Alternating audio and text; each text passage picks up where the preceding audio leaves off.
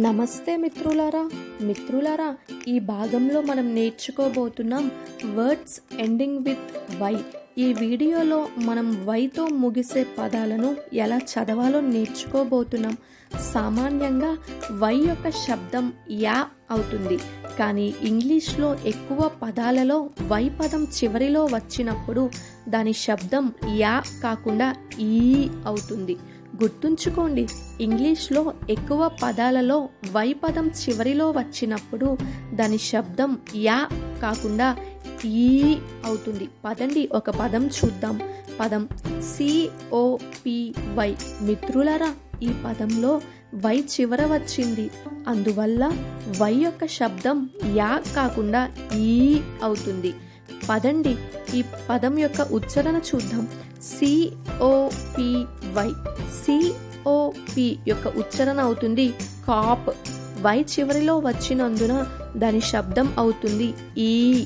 కాబట్టి COPY యొక్క ఉచ్చారణ అవుతుంది కాప్ ఈ, కాపీ.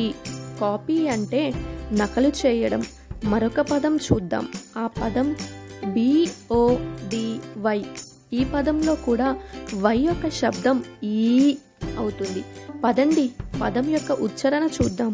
BODY. BOD యొక్క ఉచ్చారణ అవుతుంది bad.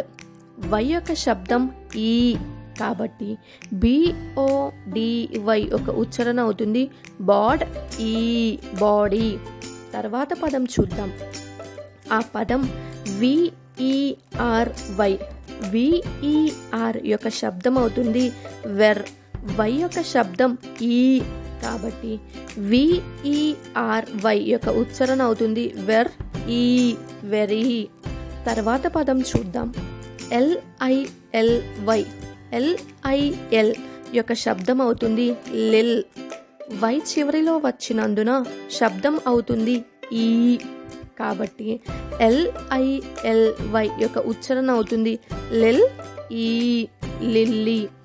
Words ending with S. మనం చివరలో ఎస్ అక్షరం వచ్చే పదాల ఉచ్చారణ నేర్చుకోబోతున్నాం. మిత్రులారా, మీకు తెలుసా, ఎస్ యొక్క శబ్దం సా అవుతుంది. పదండి ఒక పదం చూద్దాం. ఆ పదం CAPS. CAP ఉచ్చారణ అవుతుంది క్యాప్.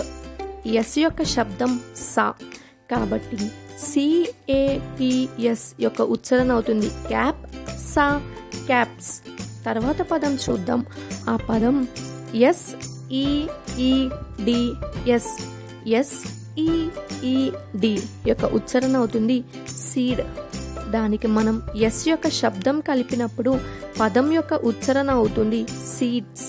తర్వాత పదం చూద్దాం. CUTS. CUT యొక్క ఉచ్చారణ అవుతుంది కట్. ఎస్ యొక్క శబ్దం సా, కాబట్టి CUTS యొక్క ఉచ్చారణ అవుతుంది కట్స్.